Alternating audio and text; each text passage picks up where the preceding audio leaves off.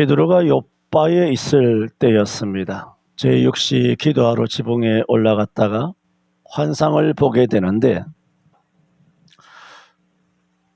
각색 부정한 짐승과 기는 것과 공중에 나는 것들이 하늘로서 내려오는 큰 보자기 같은 그릇 안에 담겨 있는 것을 보게 됩니다. 그때 베드로야 일어나 잡아먹으라 하는 소리를 듣게 되고, 베드로는 그 말씀을 들었지만은 주여 그럴 수 없나이다. 내가 속되거나 깨끗이 아니한 것은 내가 일생 먹은 적이 없나이다 말을 합니다. 하지만 하나님께서는 베드로에게 내가 깨끗게 한 것을 너가 속되다 하느냐 말씀하십니다. 이런 일이 3번 반복됩니다. 베드로는 이 환상을 보고 또 3번이나 반복해서 보았고, 또 하나님께서 이렇게 저렇게 음성을 들려주셨지만은 이것이 도대체 무슨 뜻인지를 확실히 알기가 어려웠습니다. 그래서 이 환상이 무슨 뜻인고 생각하고 있던 차에 문 밖에서 문을 두드리는 소리를 듣게 됩니다. 그 사람이 바로 고넬료라고 하는 이방 사람, 이탈리아 군대 100명의 그런 부하를 거느린, 요즘으로 말하면 중대장급이죠. 이런 중대장급 때는 백부장이라고 말하고 있는 고넬료가 보낸 사람입니다. 왜 고넬료가 보냈느냐 하면, 고넬료 또한 기도하던 중에 여호와를 경외하고 백성을 구제하며 유대인들로부터 칭찬을 받고 있었던 고넬료가 하나님이 말씀하시기를 오늘 뭐라고 말하고 있습니까? 13절에 그가 우리에게 말하기를 천사가 내 집에 있어서 말하되, 고넬료에게 하는 말을 베드로를 만난 고넬료가 하는 말입니다. 내가 사람을 욥바에 보내어 베드로라 하는 시몬을 청하라. 그가 너와 내 온 집에 구원을 얻을 말씀을 내게 이르리라 함을 내가 보았다. 그래서 고넬료가 사람을 보낸 겁니다. 그 사람이, 그래서 베드로가 환상을 보고 이게 도대체 무슨 뜻인가 하고 있는 중에 보낸 사람이 마침 그 타이밍이라 말하죠. 그 시간에 문이 똑똑똑 두드리는 소리가 들리게 되고, 우리 주인이 여차저차하여 당신을 청하여 주 예수 그리스도 당신에게 임한 하나님의 말씀을 듣고자 하니 우리와 함께 갔사이다. 베드로는 그 이튿날 이 사람들을 따라 나섭니다. 그리고 고넬료에게 가서 예수 그리스도를 증거하기를, 나사렛 예수가 바로 하나님의 아들이시며 주시며 그가 죽으셨지만 3일 만에 다시 살아나셨느니라. 자기에게 주신 이 말씀을 다 선포할 때, 지금 10장, 11장이 반복되어 있지만 10장을 말씀을 드리는 겁니다. 그때 이 말씀을 드리는 순간 하나님께서 이 말씀이 시작될 때 성령이 그들에게 임하였다라고 말하고 있습니다. 성령이 말씀 듣는 모든 사람에게 내려오시니 그랬습니다. 베드로가 너무나 깜짝 놀랐습니다. 오늘 본문에도 말하고 있지 않습니까? 오늘 본문은 이와 같은 10장의 이야기가 소문이죠. 이야기도 있고 소문도 있고 해서 이것이 예루살렘에 있는 사도와 형제와 또한 유대인이지만 예수께로 돌아온 기독교인들, 유대인인데 예수 믿은 기독교인이란 말은 실제로는 할례를 받은 사람들이에요. 이런 할례자들이죠. 이런 기독교인들이 이런 이야기를 듣고 보니 이것은 보고만 받았을 때 이거는 받아들일 수 없다는 거죠. 어떻게 베드로가 이방 사람의 집에 들어갈 수 있냐. 베드로도 그렇게 말했어요. 고넬료 집에 가서 고넬료에게 자기 입장을 이와 같이 설명합니다. 10장 28절에 고넬료에게 하는 베드로의 말입니다. 유대인으로서 이방인을 교제하는 것과 가까이 하는 것이 뭐라고 말합니까? 위법인 줄 너희도 알거니와. 그 얘기는 나도 안다는 거죠. 이방인을 가까이 하는 것, 그리고 교제하는 것은 위법이다. 이것이 모세 율법이라든가 구약 성경에 있어서가 아니라 이것은 당시의 장로들의 하나의 가르침일 뿐입니다. 하지만 유대 사회 관습에서는 실정법상 위법인 것입니다.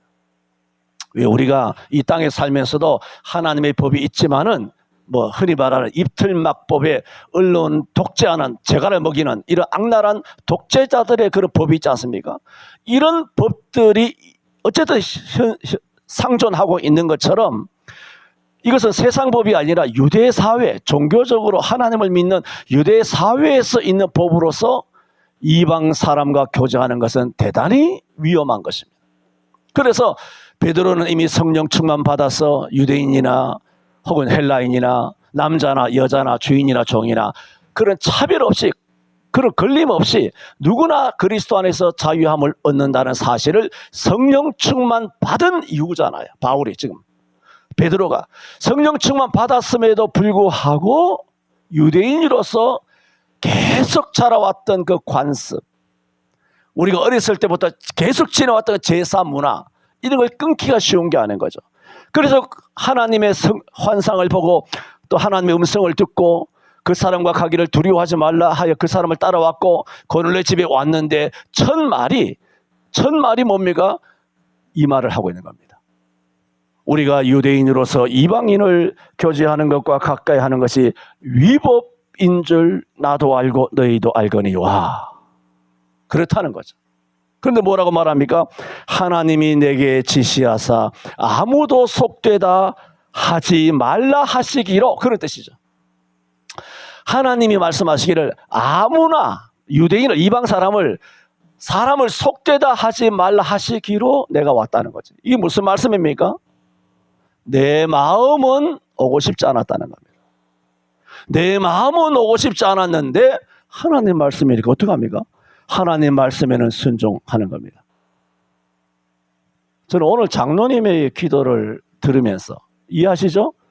듣는 것은 하나님이 듣는 건데 우리가 장로님의 기도를 듣는 게 아니잖아요. 우리는 함께 기도를 하는 거예요.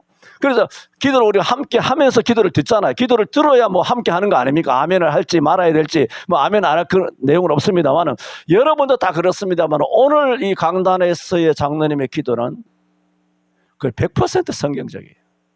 아, 장로님이 이 수준까지 이렇게 기도를 하시는구나. 성경 말씀을 3군데 언급하시는 그 말씀 하나하나가 적재적소에 정말 우리에게 필요한 그런 기도인데 어쨌든 그런 기도를 듣지 않습니까? 그런 기도를 듣게 되는데 베드로도 자꾸 바울 이야기가 나와요. 베드로도 하나님의 음성을 듣고 움직였지 않습니까? 자기 마음은 오고 싶지 않았지만 하나님의 말씀이기 때문에 말씀에 순종한 거예요. 그래서 제가 장로님 기도를 말씀드리는 것은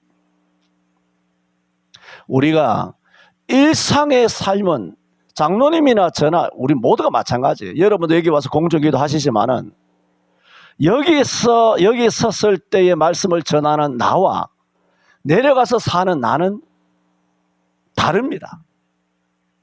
당연히 달라요.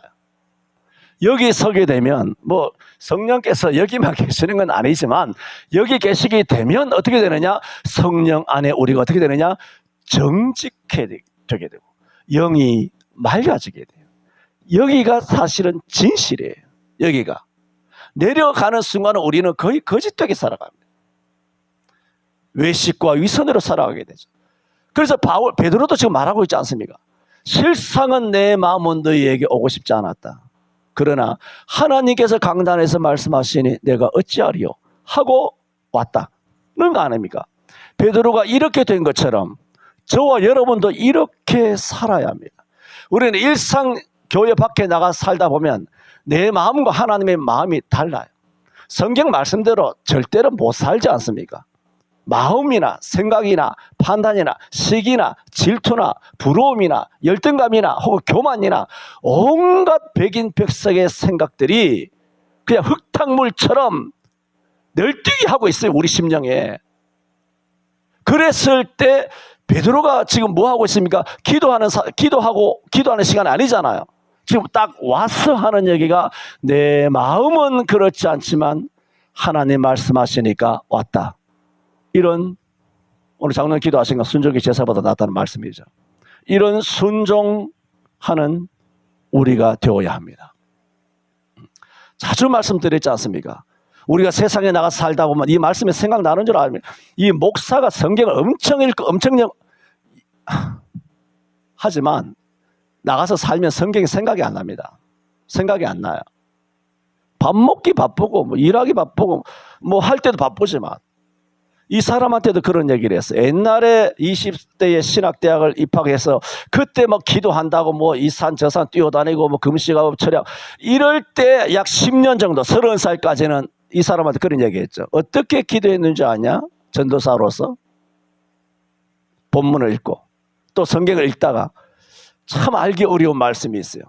그때 우리가 항상 했던 거 주여 안 보아 주석이고 뭐가 안 보아요. 무조건 엎드려서 그걸 배워서 내가 무조건 엎드려서 주여 이것이 무슨 뜻이니까 물은 거예요. 그래 기도했잖아 옛날에. 이것이 무슨 뜻입니까? 그래 기도한 거예요.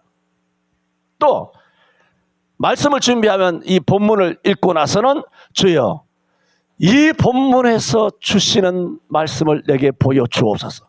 무슨 말씀을 보여주시나이까. 이렇게 약 30살까지 훈련이 됐죠. 그리고는 이 사람한테 이야기한 것이 요즘은 내가 그렇게 하지 않는다 그랬어요. 오래됐습니다. 요즘은 그 20대 30대들은 그렇게 한 다음에 그렇게 했더라도 깨달음이 있잖아요. 깨달았지만 뭘 주의해야 되느냐. 내가 하나님께서 깨닫게 해주신 이 말씀이 진짜 성경적인가 그걸 알아야 되잖아요. 내가 엉뚱한 마귀말을 깨달으면 안 되잖아요. 그래서 우리 신대원에 가면 뭐 학교마다 뭐 많이 있지만 주석이 수백 질이 있습니다. 수백 질이. 그러면 내가 깨달은 이 말씀이 맞느냐? 도서관에 가서 똑같은 본문에 해당하는 주석을 수십 권을 빼와서 산처럼 쌓아둡니다.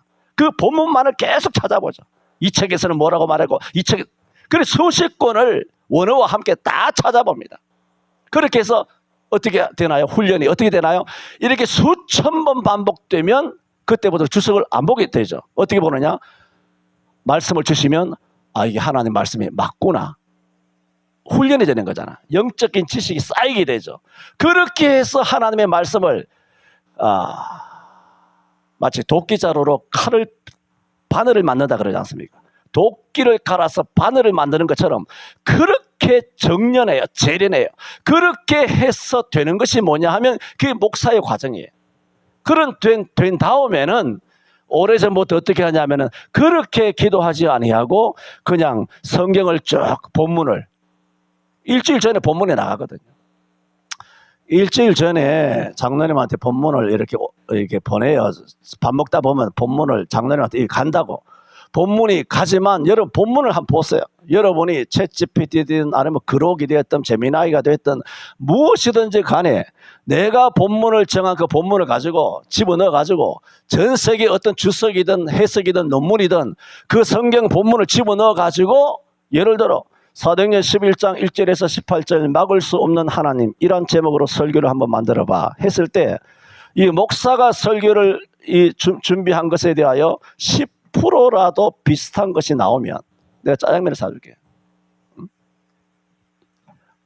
불가능합니다. 불가능합니다.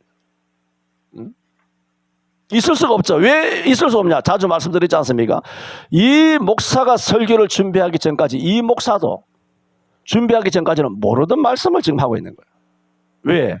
그래서 지금 말씀드리는 것은 나를 이야기하는 것이 아니라 여러분도 참고가 돼야 되고 오늘 말씀이 베드로가 내 마음은 너에게 오고 싶지 않았다. 그러나 하나님이 말씀하시니까 내가 간다는 거예요. 자주 말씀드렸지 않습니까? 우리는 성경은 내가 읽는 것이 아니라 성경이 나를 읽는 것인데 성경이 가다가 서면 서야 되는 거예요. 성경이 가면 가는 거예요.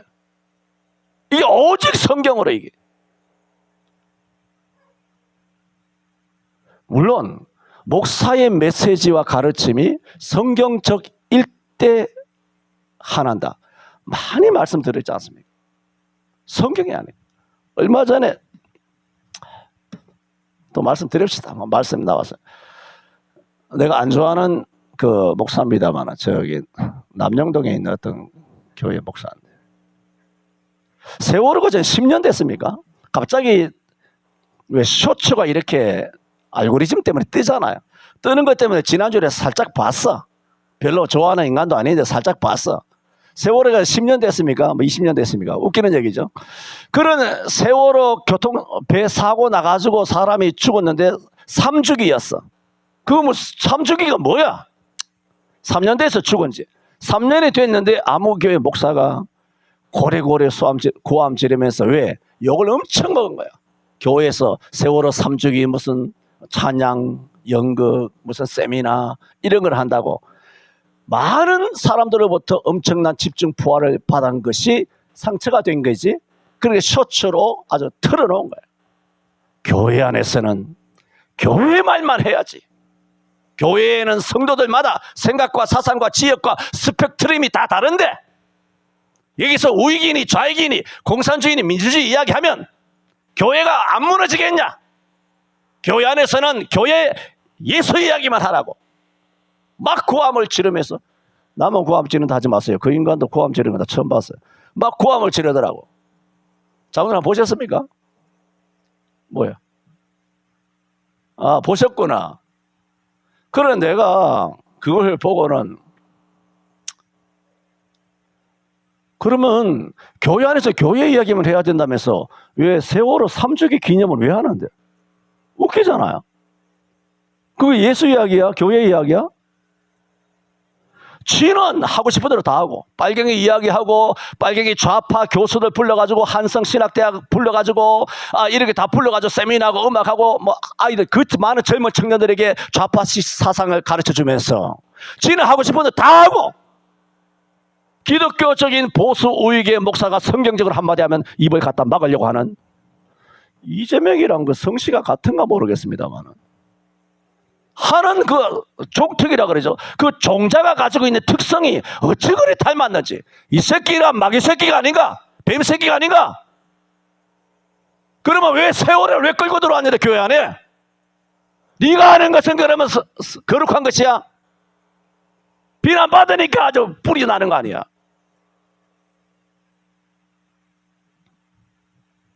한 집사님 또 앉았다가, 아이고 또 목사님 또 잠시 절제를 잊어버리셨다. 이해하세요. 나이 50 넘었죠? 그래서 이해하셔야 돼. 뛰쳐나가지 말고 이해하셔야 돼. 50 이상 됐으면 뭐 마흔이 부록인데 뭐 그러려니 하고, 목사도 뭐 사랑받기 위해 태어난 사람 아닙니까? 넘어갑시다. 이렇게 베드로가 고넬료 집에 오게 된 심사를 앞에 10장에서 이야기하고 있지 않습니까? 그래서 와서 복음을 전했을 때 믿는 모든 사람에게 성령이 내려올 때 베드로가 깜짝 놀랐어. 오늘 11장에 뭐라 그럽니까? 15절에 내가 말을 시작할 때에 성령이 저희에게 임하시기를 처음 우리에게 하신 것과 같이. 이게 뭡니까? 마가다락방이야. 그래, 고넬료 가정에 뭐가 임했다는 겁니까? 마가다락방 같은 불같은 성령이 임했다는 거예요. 그걸 베드로는 체험했기 때문에 보면 알지 않습니까? 그래서 자주 말씀드린 것처럼 성령 충만의 체험이 있는 사람은 보면 아는 거예요. 목소리만 딱 들어도 알아요. 악수해도 알고. 성령이 저희에게 임하시기를 처음 우리에게 하신 것과 같이 임하셨다는 거예요. 그래서 16절에 내가 주의 말씀에 요한은 물로 세례를 주었거니와 너희는 성령으로 세례를 받으리라 하신 것이 생각났더라. 이게 뭡니까? 말씀이 생각났다는 거죠. 그러므로 17절에 뭐라고 말합니까? 우리가 주 예수 그리스도를 믿을 때 주신 것과 같은 성령의 선물을 저희에게도 주셨으니 내가 누구건대 하나님을 능히 맡겠느냐. 이게 뭡니까? 누가 세례 줌을 거절하겠느냐는 거예요. 그래서 10장에 보면 10장 47절이죠. 이에 베드로가 가로되 이 사람들이 우리와 같이 성령을 받았으니 누가 능히 물로 세례 줌을 그 말이요. 이방인이지만 베드로가 모르겠습니까? 이 소식이 예루살렘에 올라가면 내 교회 수장으로서 얼굴이 서지 않는다. 나도 본능적으로 이거는 기쁘지 않은데 이거 했다가 교계적으로 사달이 나면 어떡하냐. 내 입지가 약해지면 어떡하느냐.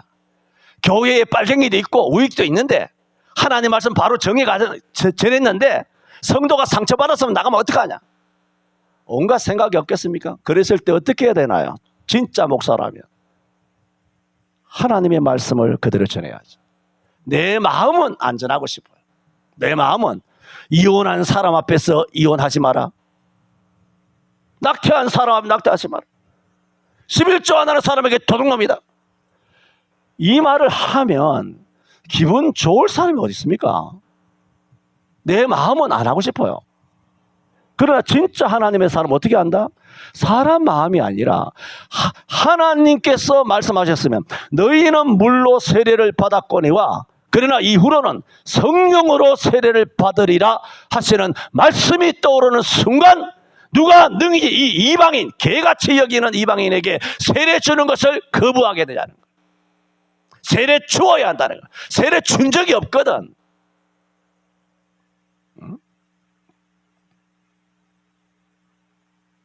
이랬을 때는 초대교회에서는 엄청난 센세이션이 일어났을 거예요. 비난에. 그래서 오늘 2절에 뭐라고 그랬습니까? 베드로가 예루살렘에 올라갔을 때 할례자들이 뭐라고? 힐난했다는 거예요. 대놓고 면박을 주고 비난한 것입니다. 너가 어떻게 예수 믿는 기독교 지도자로서 사도로서 이따위 짓을 할 수 있느냐? 힐난했다는 거예요. 여기서 할례는 아까도 말씀드렸던 것처럼 예수 믿는 자가 유대인이 예수 믿은 그런 할례 받은 자를 가리키고 있는 겁니다. 이런 사실을 베드로는 다 알았지만은 누가 능히 물로 세례 줌을 그 말이요? 똑같은 말이 11장에 와서 내가 누구간데 하나님을 능히 맡겠느냐. 사람은 누구나 성령에 이끌려 내 종회를 잘 알거든요. 인간들, 목사들이 다 인간들 나와서 회의하면 다 알아요. 딱 하나 짚어드릴까요? 회의하면 어떻게 되느냐 하면 그래 성령의 이끌림을 받아서 고넬료 집에 간 거 인정한다. 그러나 세례 주라는 거 성령의 음성을 들었어? 이걸 따질 거라고. 이해갑니까? 이해갑니까? 이걸 따진다니까. 그건 성경 없잖아. 말씀만 자기가 떠올랐지. 성령께서 이 사람들에게 세례를 주라 했습니까? 앞에는 다 하나님께서 내가 깨끗한 것을 네가 속되게 여기지 마라. 두려워하지 말고 무서워하지 말고 이 사람들을 따라가라. 내게 지금 말씀을 다 전하라. 하나님께서 직접 말씀하셨어요. 그걸 인정해. 예루살렘의 사도들 총회가 인정해. 그런데 세례는 네가 자의적으로 결정한 거 아니야. 하나님 말씀 떠올랐다며. 떠오른 말씀이 네만 말씀을 알아? 우리도 말씀이 있어. 다 알아. 그러니까 이 교회는 답이 없어요. 해결이 안 돼요. 어떻게 해결되느냐? 성령으로만 해결돼요. 그런데 놀라운 것은 내가 오늘 제목이 막을 수 없는 하나님이지 않습니까? 이런 사실을 베드로가 예루살렘의 일절에 있는 사도들과 형제들과 또 이방인들도 하나님 말씀을 받았다함을 들었던 모든 유대인들이 베드로가 예루살렘에 올라갔을 때 할례자들이 힐난했다는 거예요. 이 할례자만이 아니에요. 사도들도 깨름직한 거죠. 왜? 베드로도 깨름직했잖아요. 나는 올 마음이 없었는데 하나님이 가라 해서 왔다 하면 나머지 사도들도 비슷한 마음을 갖고 있지 않았겠습니까? 다 유대인인데. 그러니까 이 사도들이나 형제들이나 이 힐난하는 이 할례자들이나 이 사람들이 다 베드로가 한 일련의 행동이 맞득치 않았던 겁니다. 그런데 뭡니까? 3절부터 베드로가 쭉 고넬료의 집에 있었던 이야기를 다시 한번 재반복해서 쭉 설명해 주지 않습니까? 다 설명을 하면서 17절에 내가 누구간데 하나님을 능히 맡겠느냐 하니 18절에 보세요. 저희가 이 말을 듣고 잠잠하여. 나는 제가 총회 노예 너무나 잘 알기 때문에 우리가 성령 충만 받아서 성령의 인도함을 따라서 가라 말라 뭐 혹은 뭐 말해라 또 이런 영감을 주시는 거 이거 다 경험해 봤고 그 다음에 또 말씀이 떠올라서 사람들이 이해를 못하더라도 떠오르는 말씀을 강단에서 영감을 그대로 선포하는 것도 수도 없이 많이 해봤어요. 많이 했는데 목사 말하자면 베드로가 전하는 설교 아닙니까? 베드로가 전하는 간증, 베드로가 전하는 이 말씀 내용이 처음부터 마뜩찮게 생각하면서 베드로를 향하여 막 욕을 했던 사람들이에요. 막 욕을 했던 사람인데 베드로가 쭉 설명하니까 180도 달랐어요. 완전 좌와 우야. 완전 인본주의와 신본주의야. 완전히 다른 사상을 갖고 있어. 그런데 베드로가 쭉 다 말씀을 전하니까 잠잠하여 했어요. 저는 베드로가 성령에 의해서 쭉 인도돼서 고넬료 집에 가서 복음을 전한 것도 성령의 능력이고 기적이지만요. 그리고 고넬료 가정에 성령이 우리에게 임했던 처음과 같은 성령의 역사가 임했지 않습니까? 그것도 놀라운 일이죠. 고넬료 가정에. 근데 더 놀라운 것은 이런 모든 사연을 다 들은 저희가 이 말을 듣고 잠잠하였다는 겁니다. 저는 한국교회에 70년 살았지만은 이런 상황에서 잠잠한 경우를 한 번도 못 봤습니다. 잠잠 안 합니다. 앞에서는 잠잠하지. 앞에서는 잠잠하다니까. 뒤돌아서서는 잠잠하지 않아요. 다 입을 벌려요. 그러면 여기서 18절에 하나님 말씀하셨을 때 저희가 이 말을 듣고 잠잠하여, 이것은 그 현장에서만의 잠잠함입니까? 아니면 성령 안에서 전인격적인 순종. 오늘 장로님 기도하신 거 15장 22절에 사무엘상 순종이 제사보다 낫고 듣는 것 수양 기름보다 낫다는 이 베드로 앞에서만 눈에 보이니까 어쩔 수 없어서 분위기상 여기서 뭐 들고 일어날 수도 없고 박차고 나갈 수도 없고 그냥 심리적으로 그냥 지금은 잠잠하고 있자. 그다음 나간 다음에 막 떠벌리는 그런 잠잠함을 성경에 기록하셨나요? 아니잖아요. 저는 이 18절은 언더라인을 해야 된다고 봐요. 이게 가능한 겁니까?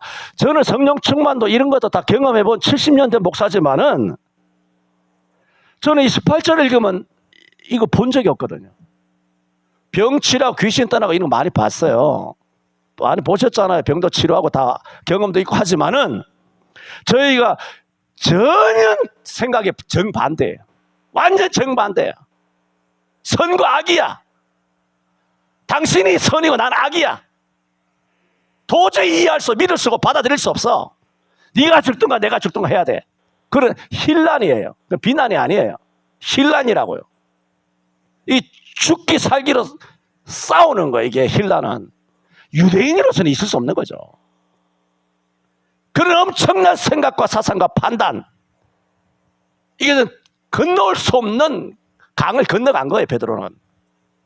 그런데 한 번에 쭉 자기에게 임한 성령의 스토리를 쭉 설명을 듣고 이 말을 듣고 잠잠하여 본 적 없어요, 저는. 의견이 대립됐을 때 진짜 성령의 말인데 성경의 말씀인데도 이해 안 돼요. 그래서 노회나 총회나 인간 목사들이 모인 데서는 다 뭐냐? 성경 말씀은 없어요. 법이요. 그러면 좌중 수천 명 있는 총회 총대 입 착 다물고 조용합니다. 의사 진행 자체가 뭐 앞에 뭐 의장이 총회장이 뭐 의사 진행해서 안건을 바꾸고 그다음에 뭐 동의 받고 뭐 이렇게 해가지고 제청 받고 해서 안건을 못 넘어가요. 그것을 법으로 못 넘어갑니다. 법이요 하면 그 사람이 바른 최우선권을 독점적으로 받아요. 성경에 뭐 성경 말씀이 이렇다 저렇다 아무 의미 없어요. 법이에요.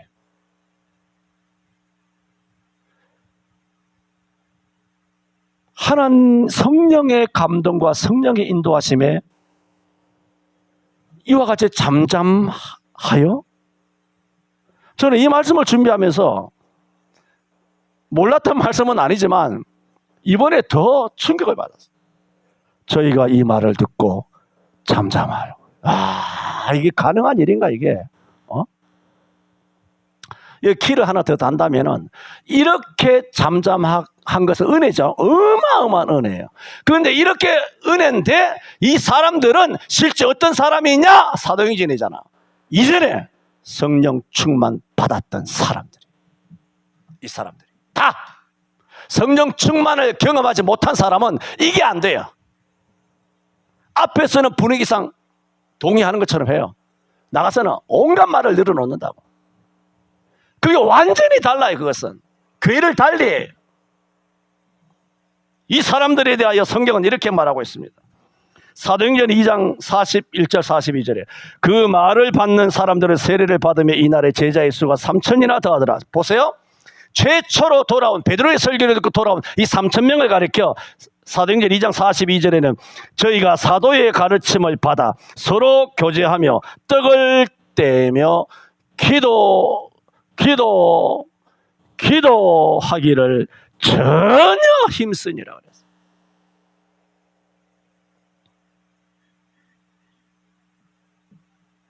사도행전 4장 31절에도 빌기를 다하면 앞에 시간이 없기 때문에 앞에 그 스토리는 다 끊지 않습니까? 말씀만 드립니다. 빌기를 다하며 모인 곳이 진동하더니 무리가 다 성령이 충만하여 그랬어요. 담대히 하나님 말씀을 전하니라. 마가다락방 성령 충만으로 끝난 게 아니에요. 이런 성령 충만이 누구에게 임했다? 고넬료 가정에도. 우리가 처음 믿을 때 임한 하나님의 선물이 이 가정에도 임하였으니 누가 세례 주는 것을 능히 금하겠느냐. 막을 수 없다는 거. 이 성령의 임함은, 이 은혜를, 하나님의 구원을, 저와 여러분을 천국으로 인도하는 것을 막을 수가 없어요. 내게 주신 자는 누구도 하나님의 손에서 빼앗을 수가 없어요. 영생을 너희에게 주노니 아무도 너희를 빼앗지 못한다 그랬어요. 만유보다 크신 하나님은 우리에게 주신 아버지께 오는 사람을 금할 사람이 없다 그랬어요.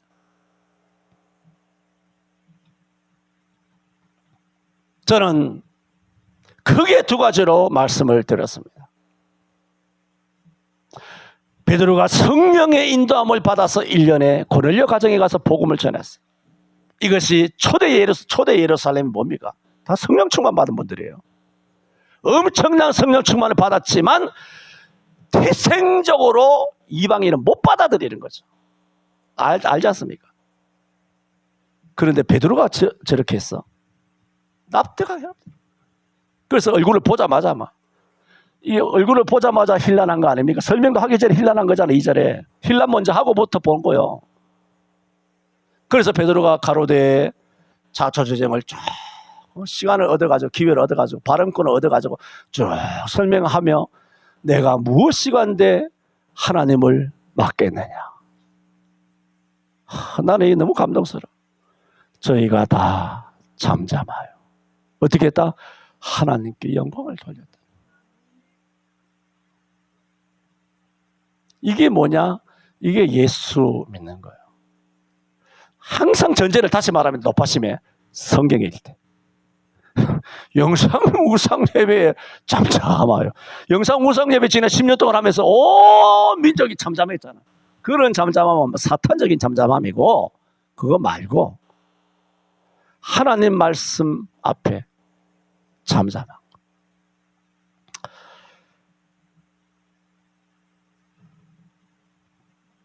하나만 더 말씀드립니다. 하나는 그냥 부연해서 말씀드립니다.